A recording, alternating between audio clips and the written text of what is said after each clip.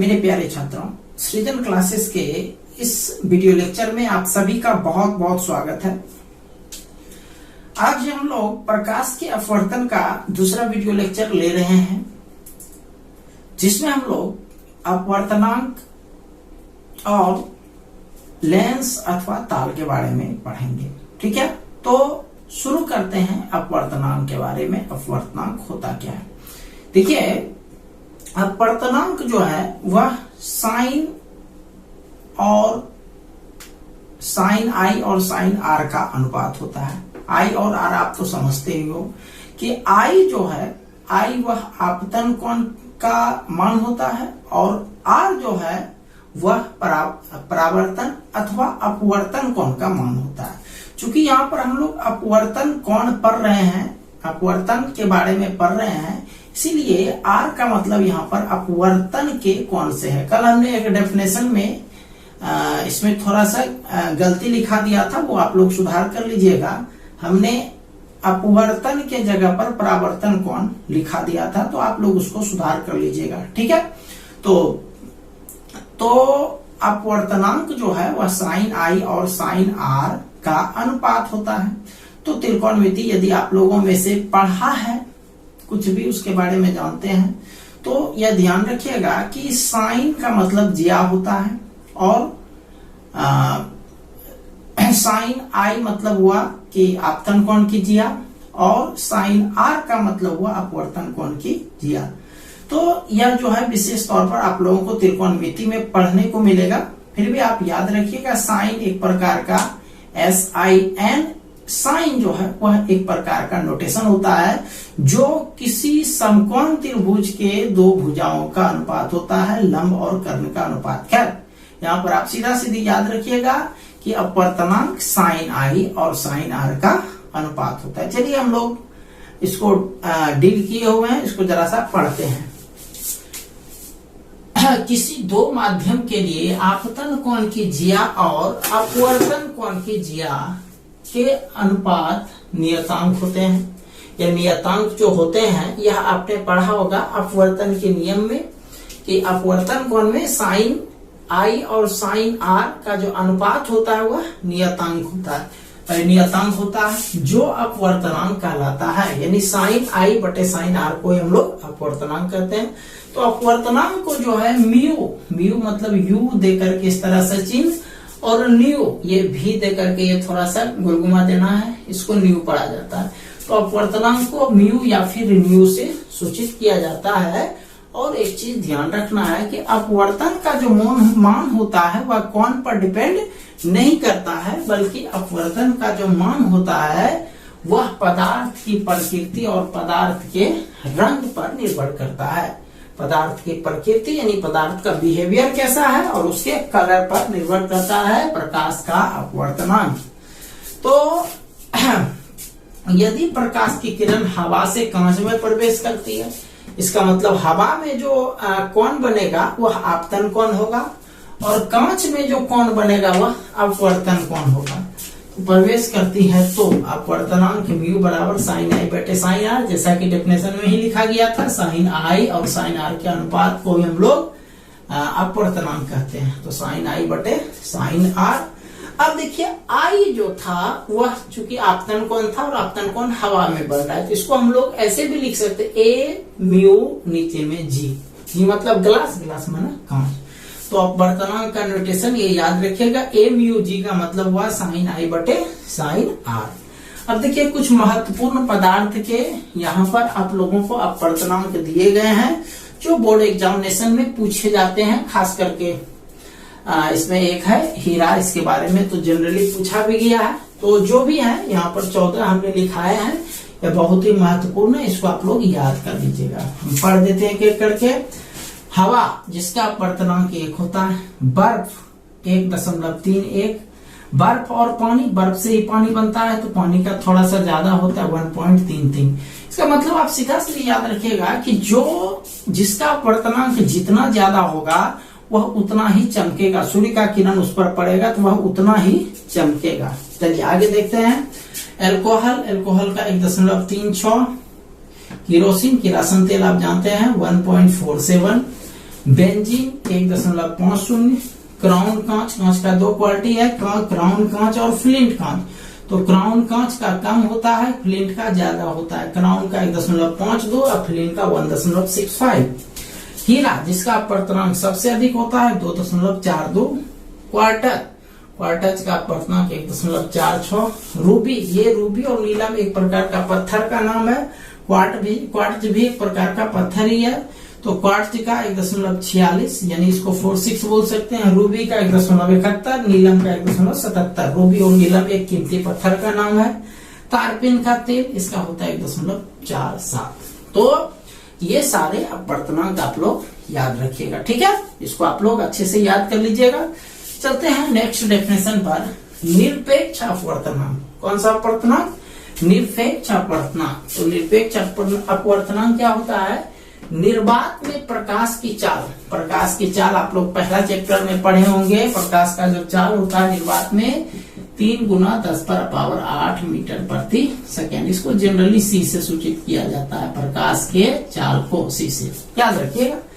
तो क्या कह रहा है? निर्वात में प्रकाश की चाल और किसी अन्य माध्यम में, अन्य माध्यम का मतलब हुआ प्रकाश को निर्वात को छोड़ करके, निर्वात या हवा को छोड़ करके कांच में हो सकता है, पानी में हो सकता है।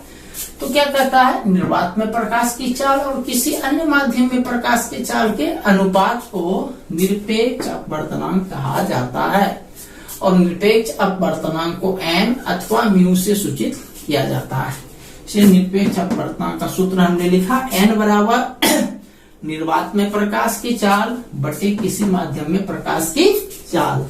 और अपवर्तनांक को n या फिर म्यू से सूचित करते हैं। तो n बराबर निर्वात में प्रकाश की चाल को c से और किसी अन्य माध्यम में प्रकाश की चाल को b से सूचित करते हैं। n बराबर c बटे v का भी प्रयोग कर सकते हैं, जहां c बराबर निर्वात में प्रकाश की चाल और v बराबर अन्य माध्यम में प्रकाश की चाल। ठीक है, तो इसको अच्छे से इसका आप लोग नोट्स बना लेंगे, लिख लीजिए इसको।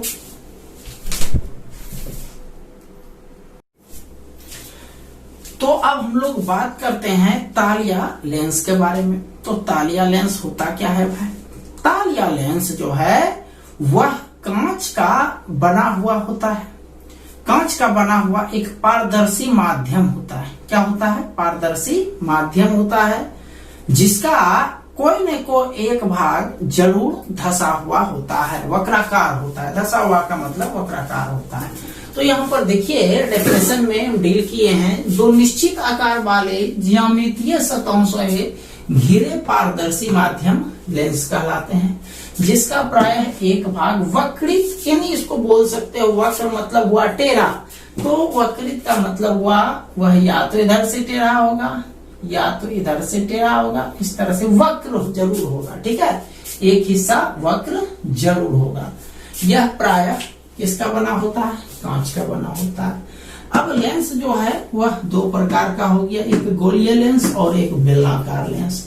तो गोलीय सतहों से घिरे लेंस को गोलीय सतह कहा जाता, गोलीय लेंस कहा जाता है। जो गोलीय सतह से घिरा हुआ हो, मतलब जिसका सतह जो है ऊपरी हिस्सा वो क्या हो? गोल हो यानी वक्र हो। बेलनाकार लेंस, बेलनाकार लेंस तो बेलनाकार सतह से घिरा लेंस, आप जानते हो बेलन इस आकार का होता है। तो इस तरह का सतह यदि किसी लेंस में हो तो वह क्या कहलाता है? बेलनाकार लेंस कहलाता है।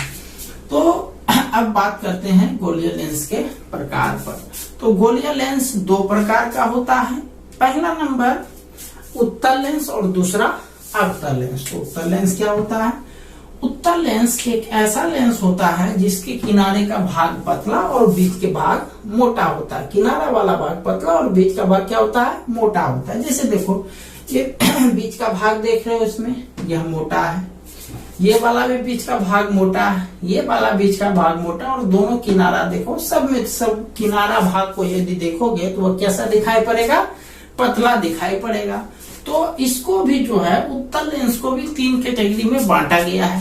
तो वहां पर हम अलग अलग डेफिनेशंस नहीं देंगे, इसी में जो है हम तीनों कैटेगरी आपको समझा देते हैं। तो सबसे पहला जनरली हम लोग ज्यादातर इसी चीज के बारे में पढ़ेंगे इस क्लास में, इस तरह के उत्तल लेंस को, जिसको हम लोग उभयो उत्तल, उभय मतलब होता है दोनों तरफ, उभय मतलब दोनों तरफ, यानी दोनों तरफ से उत्तल हो, तो ये देखो इधर से भी उत्तल है, इधर से भी उत्तल है, उभय उत्तल। समतलोत्तल यानी समतल, एक पहला भाग समतल हो और दूसरा भाग क्या हो, उत्तल हो, यानी दूसरा भाग में बीच का भाग मोटा हो। ये देखो, तो ये हो गया आपका समतल यानी ये वाला, और उत्तल ये वाला। तीसरा है अवतल उत्तल। अवतल यानी पहला ये अवतल हो गया और बीच वाला भाग मोटा, ये वाला हो गया उत्तल। ठीक है, ये उत्तल, ये उत्तल, ये उत्तल। अगला वाला जो भी है वो डिफरेंट है, ये उभय हो गया क्योंकि इस तरफ से भी उत्तल है, इसलिए यह शब्द जो आया उभयोत्तल, इसको अंग्रेजी में बोलते हैं बाय कॉन्वेक्स। दूसरा नंबर है समतलोत्तल, यानी यह समतल है और यह उत्तल है, तो समतलोत्तल जिसको अंग्रेजी में बोलते हैं प्लानो कॉन्वेक्स। और तीसरा है अवतलो उत्तल। कौन सा उत्तल, अवतलो उत्तल, यानी अवतल और उत्तल, तो ये हो गया कॉनकेवो कॉन्वेक्स। ठीक है, तो अब हम लोग चलेंगे दूसरे पार्ट पर। इसका दूसरा भाग है अवतल लेंस। अवतल लेंस, अवतल लेंस यह एक ऐसा लेंस होता है जिसके किनारे का भाग मोटा तथा बीच का भाग क्या हो, पतला हो। किनारे का भाग मोटा और बीच का भाग पतला हो। जस्ट उत्तल दर्पण, उत्तल लेंस का विपरीत। उत्तल लेंस में क्या होता था, किनारे का भाग पतला और बीच का भाग मोटा होता था, लेकिन इसमें ठीक उसका उल्टा है, किनारे का भाग पतला है और बीच का भाग मोटा है। तो इस लेंस को यानी अवतल लेंस को अपसारी लेंस भी कहते हैं। अवतल लेंस को अपसारी लेंस इसलिए कहते हैं क्योंकि जब प्रकाश की किरण इससे एक माध्यम से दूसरे माध्यम में जाती है तो वह फैलती हुई नजर आती है। हम जब आपको डेफिनेशन लिखाएंगे फोकस का तो वहां पर आपको समझ में आ जाएगा कि अपसारी क्यों कहते हैं। अपसारी का मतलब होता है फैलना। तो जब प्रकाश का किरण अवतल लेंस से गुजरता है तो वह उससे जब बाहर निकलता है तो अब फैल जाता है, इसलिए यह कहलाता है कौन सा लेंस, अपसारी लेंस। उसी तरह से अपसारी लेंस भी 3 प्रकार का होता है, जैसा कि उत्तल लेंस 3 प्रकार का था, उसी तरह से अवतल लेंस भी 3 प्रकार का होता है। तीनों का नाम देख लीजिए कौन कौन सा है। ये देखिए, ये बीच का भाग पतला और किनारे का भाग मोटा है। इसमें भी बीच पतला किनारा मोटा दिख रहा है, इसमें भी बीच का पतला और किनारा मोटा दिख रहा है ना। तो इसमें जो पहला में जो मोटा है किनारे का और बीच का पतला है, तो दोनों तरफ जो है वह अवतल लेंस है, इसीलिए इसका नाम हो गया उभय अवतल। उभय और अवतल, तो यहाँ पर अ जो अ बराबर आ हो गया, तो इसको बोलेंगे उभयावतल, biconcave. Biconcave, bi माना 2, कॉनकेव माना अवतल, 2 अवतल हो गया। इसमें देखिए एक अवतल है और ये एक समतल है, तो समतलावतल यानी समतल जो अवतल हो गया समतलावतल। यहाँ अवतल छुपा हुआ है, यहाँ पर आकर जो है यह अ यहाँ पर जो जुटा तो यहाँ अ जोड़ आ हो गया, तो समतल जोड़ अवतल ये हो गया समतावतल। प्लानो यानी ये प्लेन है और कॉनकेव, तो ये हो गया प्लानो कॉनकेव। अगला चलते हैं, ये उत्तल है और ये अवतल है, इसको बोलेंगे कॉन्वेक्सो कॉनकेव। ठीक है, तो यह 3 प्रकार का हो गया। एक तरह से हम कह सकते हैं कि अवतल लेंस भी 3 प्रकार का होता है। एक हो गया उभयावतल, बायकॉनकेव, समतलावतल, प्लानो कॉनकेव और उत्तलावतल यानी कॉन्वेक्सो कॉनकेव। नेक्स्ट आते हैं वक्रता केंद्र। वक्रता केंद्र हम लोग दर्पण में भी पढ़े थे। तो वक्रता केंद्र क्या होता है कि गोलीय लेंस, गोलीय दर्पण उसमें होता था। गोलीय दर्पण जिस खोखले गोले का एक भाग होता था उसी के त्रिज्या को वक्रता त्रिज्या और उसके केंद्र को वक्रता केंद्र कहते हैं। यहाँ पर भी उसी तरह का स्थिति होता है कि गोलीय दर्पण ये जो लेंस होता है वह जिस गोले का एक भाग होता है उस गोले के केंद्र को हम लोग क्या कहेंगे, वक्रता केंद्र। तो यहाँ पर वक्रता केंद्र समझेंगे कि वक्रता केंद्र, इसमें लेंस के टर्म में 2 वक्रता केंद्र होता है और जब 2 वक्रता केंद्र होगा तो उसका वक्रता त्रिज्या भी 2 होगा। और यह कोई आवश्यक नहीं है कि उसका जो दोनों वक्रता त्रिज्या होगा वह समान हो। समान हो भी सकता है, डिफरेंट भी हो सकता है। आते हैं यहाँ पर डेफिनेशन पढ़ते हैं। वक्रता केंद्र, लेंस जिस गोले का एक भाग होता है उस गोले के केंद्र को वक्रता केंद्र कहते हैं। चूंकि लेंस में दो सतह होते हैं अतः इसके दो वक्रता केंद्र, एवं जब दो वक्रता केंद्र होंगे तो उसके दो वक्रता त्रिज्या होते हैं। दोनों वक्रता त्रिज्या समान हो यह आवश्यक नहीं है। चित्र में आप समझने का प्रयास कीजिए। ये आप देखिए, ये था आपका अवतल लेंस, ध्यान से देखिएगा। ये क्या था? अवतल लेंस था, इस तरह का लाइन, क्योंकि बीच का भाग पतला, किनारे का भाग मोटा। इसको जो है, ये जो आप देख रहे हो वक्र आकृति, इसको डॉटेड करके हमने क्या बना दिया? एक वृत्त या एक गोला बना दिया। उसी तरह से इधर भी एक गोला बना दिया। तो गोला से ये हो गया आपका, यहाँ पर ये हो गया गोले का केंद्र और ये हो गया दूसरे गोले का केंद्र। ठीक है, एक केंद्र C1 पर और एक केंद्र C2 पर। तो केंद्र से परिधि तक की दूरी, यानी यहां से ये वाला डिस्टेंस R1 कहलाया, यानी पहला वक्रता त्रिज्या, और उसी तरह C2 से इसके सतह का जो डिस्टेंस होगा वह दूसरा त्रिज्या कहलाया। ठीक है, तो ये हो गया C1 C2 वक्रता केंद्र और R1 R2 वक्रता त्रिज्या उत्तल लेंस के लिए, सॉरी अवतल लेंस के लिए। उत्तल लेंस के लिए इसमें देखिए, ये वाला था आपका, देख पा रहे हो, ये उत्तल लेंस था। तो हमने डॉटेड लाइन करके इसको बढ़ा दिया। उसी तरह से इस भाग को डॉटेड लाइन करके ऐसे बढ़ा दिया। ठीक है, तो यहां पर जो है ये केंद्र मिला हमको। इस गोले के लिए केंद्र जो मिलेगा वह ये वाला मिलेगा, और उसी तरह से इधर वाले गोले के लिए केंद्र ये मिलेगा। इसको C1, इसका नाम C2 दिए। तो C1 से केंद्र से परिधि तक की दूरी त्रिज्या, तो यहां तक का दूरी इसको हम लोग R1 लिए। ये यहां तक नहीं है, ये बिल्कुल गोला को छू रहा है। नीचे में भी यहां से लेकर के यहां तक, ये डिस्टेंस आप इधर भी ले सकते थे, इधर भी ले सकते थे, कोई भी ले सकते थे। तो इसमें दो गो त्रिज्या मिला और दो गो केंद्र भी मिला। राइट है, आते हैं नेक्स्ट पर, प्रधान अक्ष या प्रिंसिपल एक्सिस। तो प्रधान अक्ष होता है वक्रता केंद्र को मिलाने वाला रेखा। तो किसी लेंस में वक्रता केंद्रों को जो रेखा मिलाती है उसी रेखा का नाम है उसी रेखा का नाम है प्रधान अक्ष। तो इस चित्र में देखिए, तो C1 C2 को मिलाने वाला रेखा है C1O C2। उसी तरह से इसमें भी C1 और C2 को मिलाने वाली रेखा C1O C2।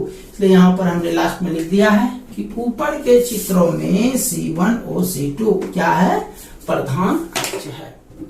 तो आप लोग जो आज आप लोगों ने पढ़ा वह लेंस के बारे में पढ़ा, उसके अलावा अपवर्तनांक के बारे में पढ़ा, निरपेक्ष अपवर्तनांक के बारे में पढ़ा, वक्रता केंद्र के बारे में पढ़ा और प्रधान अक्ष के बारे में पढ़ा। ठीक है, तो आज जितना भी आप लोगों ने पढ़ा है उसका एक अच्छे से नोट्स बना लीजिएगा। हम लोग मिलते हैं कल एक नए वीडियो लेक्चर के साथ। तब तक के लिए आप सभी का बहुत बहुत धन्यवाद।